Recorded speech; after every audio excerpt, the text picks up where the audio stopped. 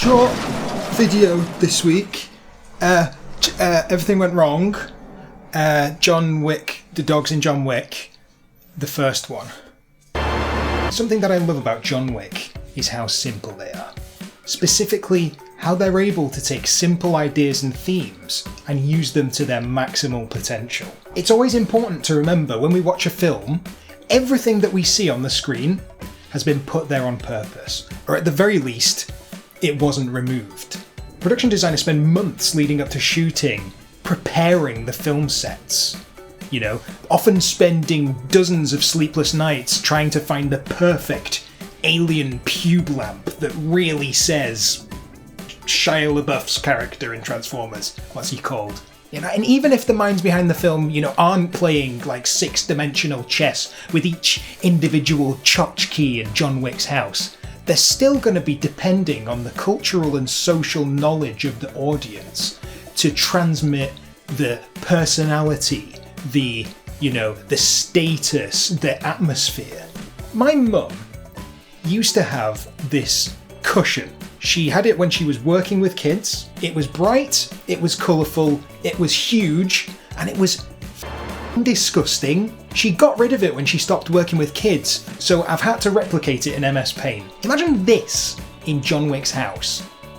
The very thought of it just disgusts me. If I was in the cinema and I saw that on the screen, I would have screamed.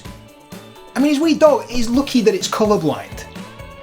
And that it's dead. So now, with a renewed appreciation for the dedicated craftsmanship that goes into every detail of these films, let's take a look at John Wick's Puppy. John Wick is a film that is about a man whose dog gets killed. That's what it's about. So it's undoubtable that that dog has been selected with the utmost care. So let's describe Daisy. Daisy is a brown and white beagle puppy with floppy ears, and I love her. She looks very perfect, like with all these ideal beagle traits. Probably from like a reputable breeder, seeing as it was Helen who selected her in the first place. I think above all, the way that I would describe Daisy is innocent. I mean, you could just imagine like a little boy or girl being the best of friends with Daisy. And I think that that is essential to her function in the story. John receives Daisy as a gift from his wife. She knew that her time was short, and she knew that John would need a companion in such a devastating time. Daisy was supposed to function as someone to fill the chasm left behind by Helen. Daisy was supposed to function as a replacement for Helen, as someone that John cares for, somebody that keeps him grounded, somebody that keeps him human. As a consequence, when Yosef and his goons kill Daisy, John feels as though Helen has been ripped from him once again. With Helen, John had enormous grief, but nowhere to direct it. After all, it was an illness that they knew about. You can't get revenge against an illness. So not only has Yosef killed his puppy, he's also killed what remains of his wife. Now, John, unhealthy coping strategies Wick, has someone he can blame for his wife's death. But that's not all Helen knows about John. She also knows that he loves his '69 Mustang. Guess what else Yosef took from him? Oh my god, this shirt. I don't know why I wore it. It's too on for it. I found that tablet from yesterday! Oy oy oy. These things aren't cheap. John then embarks on a quest not only to avenge Daisy and by proxy Helen, but also to rescue his '69 Mustang. I don't think that anyone would disagree with me if I were to suggest that this is an incredibly manly car. I think many would go as far as to suggest that it's a symbol of masculinity. So, John starts the film green and retired. He lives a peaceful life. Then, his connections to femininity are killed. And John proceeds to cut a bloody swathe through the New York underworld in pursuit of a symbol of masculinity. Hey, hold on a minute, Daisy isn't the only dog in this film. Once the physical drama of the story is over, John staggers into a veterinary surgery in order to tend to his wounds. There he encounters a wall full of dogs of every shape and size. He then proceeds to pick out a charcoal, stoic pit bull.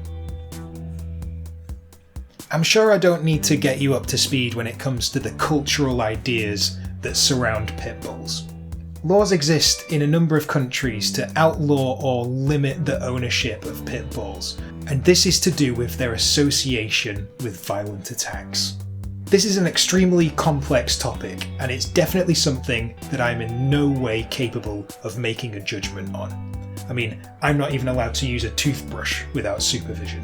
I want to make it very clear that the only thing I am commenting on here is the cultural perceptions of pit bulls. What does the person on the street think when you say pit bull to them?